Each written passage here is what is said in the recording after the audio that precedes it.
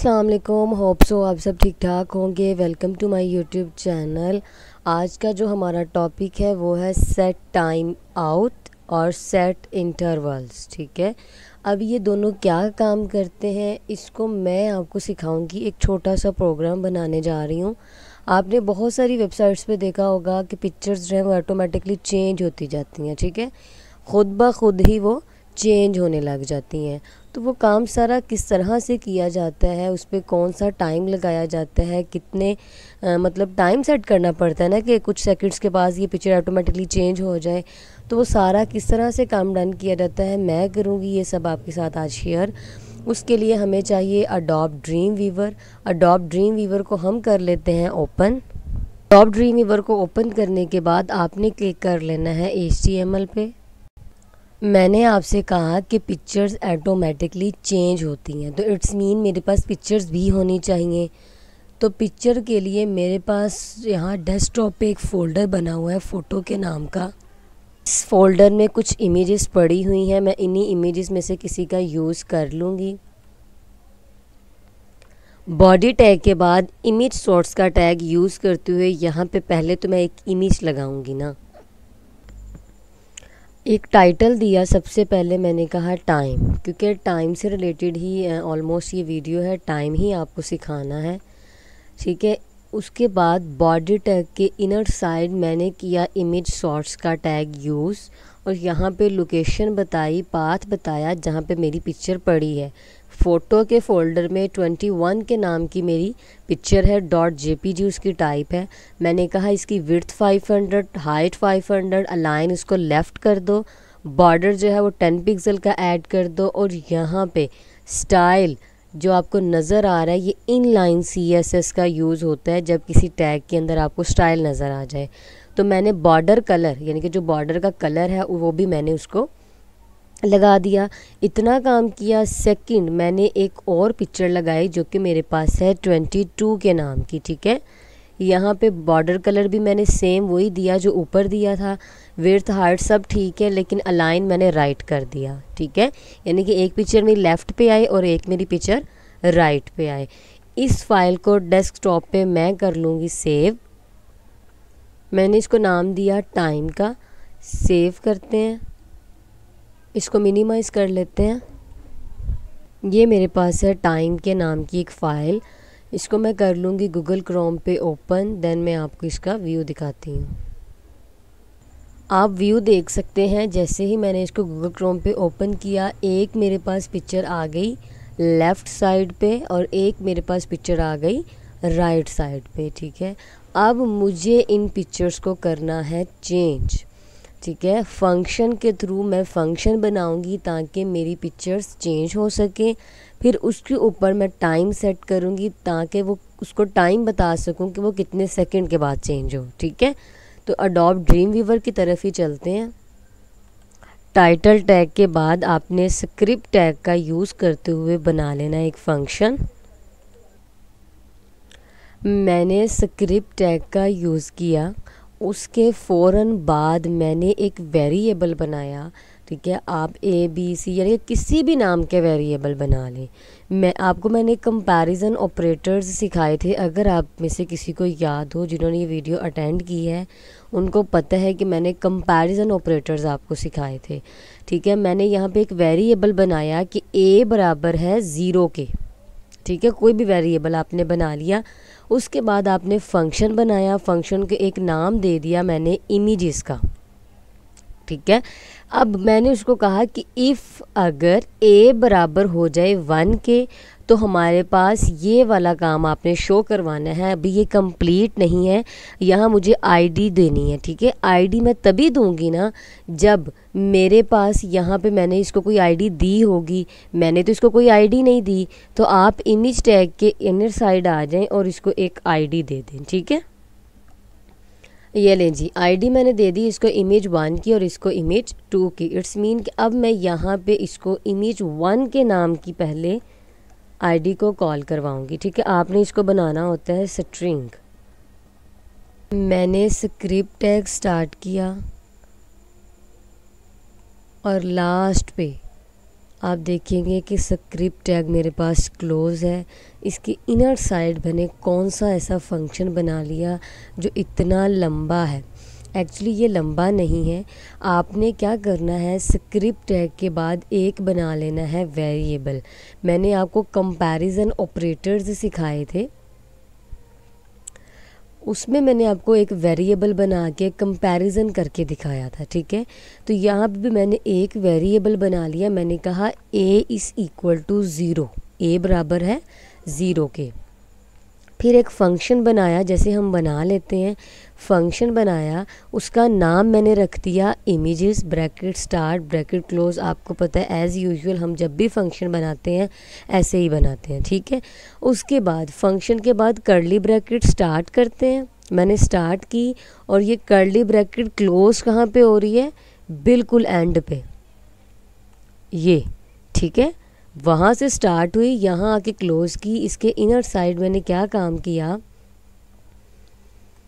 मैंने कहा इफ़ अगर a बराबर हो जाए 1 के, पहले तो a 0 के बराबर है ना, ठीक है, तो इंक्रीमेंट और डिक्रीमेंट मैंने आपको सिखाए थे।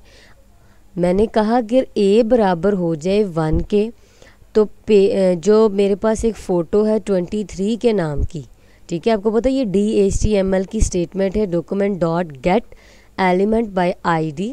ठीक है, जो ID मैंने इनको नीचे दी है पिक्चर को, इमेज 1 के नाम की जो ID यहाँ पे है, इसको मैंने कॉल कहाँ पे करवाया, यहाँ पे।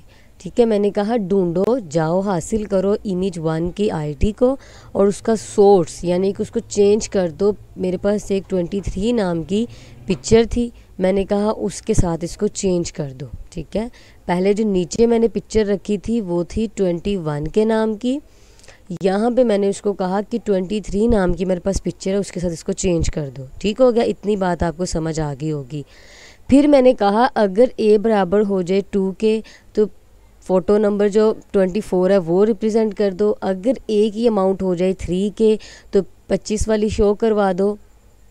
अगर 4 के इक्वल हो जाए तो ये वाली, 5 के इक्वल हो जाए तो 27 वाली, यानी कि जिस जिस नाम से आपने पिक्चर रखी होंगी ना, आपने वो यहाँ पे नाम डिस्प्ले करवा देने। मैंने काउंटिंग ही रखी है अपने पिक्चर के नेम को, ताकि मैं इजीली यहाँ पे लिख सकूँ। फिर मैंने कहा a की अमाउंट जब 5 के बराबर हो जाए तो ये वाली इमेज शो हो जाए, अगर 6 के बराबर हो जाए तो ये वाली इमेज शो हो जाए। अब आप सोच रहे होंगे कि a की अमाउंट ने कैसे 4, 5, 6 के इक्वल हो जाना, जबकि अमाउंट तो हमने इसको सिर्फ वैल्यू 0 दी है। तो एक्चुअली इंक्रीमेंट मैंने आपको सिखाया था, जहाँ पे मेरी ये चीज़ ख़त्म होती है। मैंने कहा a के अंदर प्लस प्लस, प्लस प्लस का मतलब क्या है कि एक का इजाफा करते जाना है। ठीक है, तो यहाँ पे इंक्रीमेंट मैंने एक लगा दिया कि a कर दो प्लस प्लस, मतलब इंक्रीमेंट करते जाओ। तो अब आप देखेंगे कि a की वैल्यू रखी है 0, जब एक इंक्रीमेंट होगा तो वैल्यू बन जाएगी 1, अगेन होगा 1 के अंदर तो 2 बन जाएगी, फिर 2 के अंदर दोबारा से इंक्रीमेंट होगा तो 3 वैल्यू बन जाएगी। इस तरह एक एक का इजाफा करते करते क्या होगा, ये वैल्यू बढ़ती जाएगी और अगर a 6 के बराबर हो जाएगा तो ये वाली पिक्चर डिस्प्ले होगी। इतना काम मैंने आपको कहा था कि आपने सेट टाइम आउट यूज़ करना है कि कितने सेकंड के बाद हमारी पिक्चर जो है वो अगेन दूसरे वाली शो होनी चाहिए, फिर तीसरे वाली शो होनी चाहिए। यहाँ पे ये सारी पिक्चर्स लगा ली।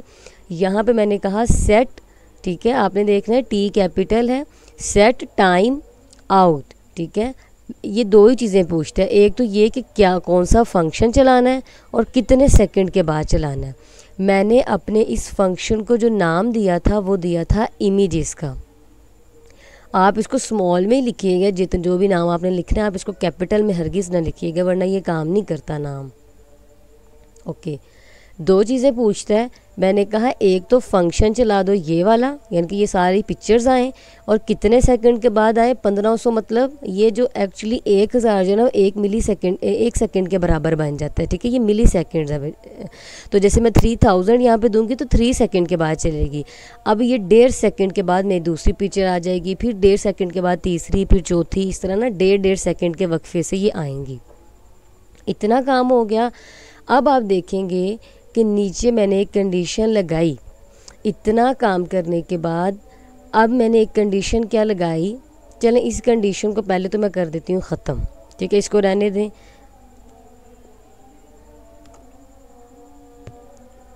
इसको सेव करते हैं, इतने को रिफ़्रेश किया, ये देखें गाइस पिक्चर जो है वो ऑटोमेटिकली चेंज होती जा रही है। जितनी आपने लगाई होंगी उतनी ये चेंज हो जाएंगी, ठीक है। ये देखें टेडी बियर पे आके ये पिक्चर रुक गई है, ठीक है, यानी कि जो मैंने लास्ट पिक्चर यहाँ पे कॉल करवाई वहाँ आके ये पिक्चर जो है वो रुक गई है। तो मैं चाहती हूँ कि ये रुके ना, बल्कि अगेन दोबारा से जो मेरी फ़र्स्ट पिक्चर है वो स्टार्ट हो जाए, ठीक है। अब उस कोडिंग को मैं कंट्रोल Z के साथ लेकर आती हूँ वापस, ठीक है। आपने यहाँ पे एक कंडीशन लगानी है, इफ़ अगर मेरी जो ए की अमाउंट या तो बढ़ जाए, ग्रेटर देन हो या इक्वल हो जाए 7 के, ठीक है। अब देखिए ना 6 के अंदर अगेन अगर हम प्लस करें, ठीक है, चलें यहाँ पे आप 6 ही राइट कर लें, ठीक है, क्योंकि 6 तक मेरी अमाउंट है ना। तो मैंने कहती हूँ कि अगर वो ग्रेटर देन हो जाए 6 से या इक्वल हो जाए तो ए की जो कंडीशन है दोबारा से 0 वाली पिक्चर दोबारा से चला दो, ठीक है। 0 वाली पिक्चर कौन सी पिक्चर बनती है, फर्स्ट वाली पिक्चर, ठीक है, ये जो यहाँ पे कॉल करवाई थी। अगर मैंने कहा ए की अमाउंट बढ़ जाती है या कम इक्वल हो जाती है 6 के, ठीक है, 6 के कैसे, ये जो लास्ट पिक्चर 6 की इक्वल आएगी ना, तो अगर बढ़ जाए या इक्वल हो जाए तो दोबारा से जो 0 नाम है, ठीक है, ए की जो 0 अमाउंट है वहाँ से पिक्चर यानी कि अगेन स्टार्ट करवा दो, पहली पिक्चर से स्टार्ट करवा दो। अब हम कंट्रोल S करते हैं, रिफ़्रेश करते हैं, first, second, third, fourth, fifth, sixth, ये देखिए टेडी बियर वाली पिक्चर नहीं ना आ रही। आपने यहाँ पे अब इसको कर देना है 7, क्योंकि 6 के अंदर, ठीक है, 6 तक तो ये खुद है। तो आप ऐसा करें कि ए ग्रेटर देन और इक्वल टू 7 कर दें।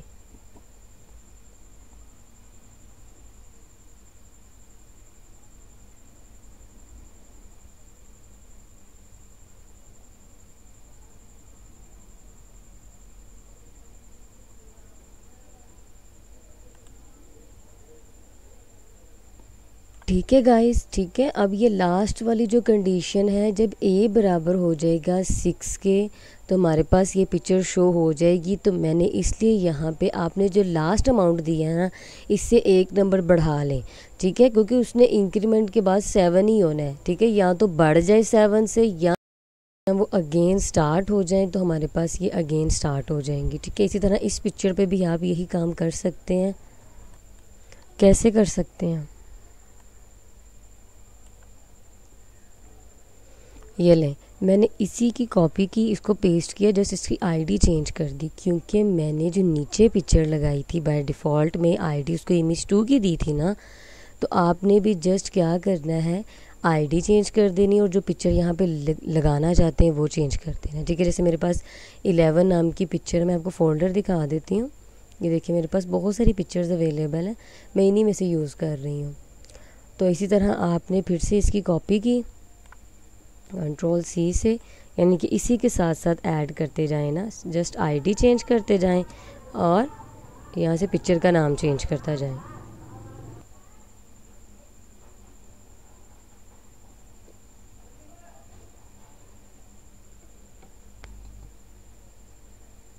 देखिए अगेन रिफ़्रेश कर रही हूँ, ये देखिए, ठीक है, ये दोनों चेंज हो रही हैं।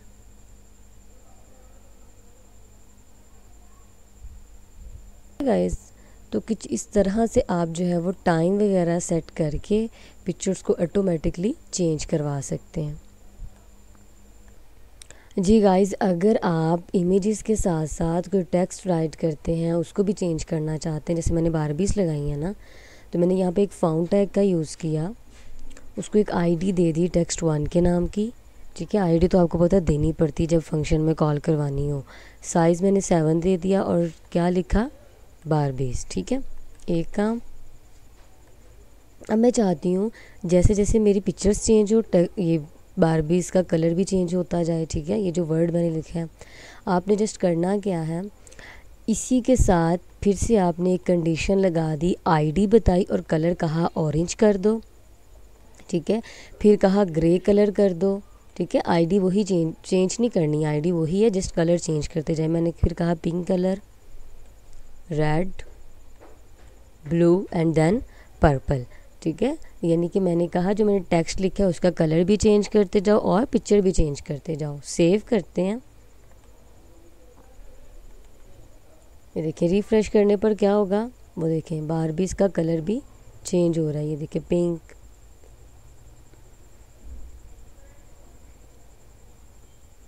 तो इस तरह से जो है वो आप काम करवा सकते हैं अपने किसी भी वेबसाइट पे। अगर आप चाहते हैं कि पिक्चर्स ऑटोमेटिकली चेंज होती जाएं, आपको कुछ ना करना पड़े, तो आप इस तरह का काम कर सकते हैं। ओके जी, आज का हमारा ये एक छोटा सा प्रोग्राम था। अगर आपको पसंद आया तो काइंडली इस वीडियो को लाइक करें और चैनल को अभी सब्सक्राइब कर लें। आपको बहुत कुछ लर्न करने को मिलेगा इस चैनल से इंशाल्लाह। Stay with me and take care. अल्लाह हाफिज़।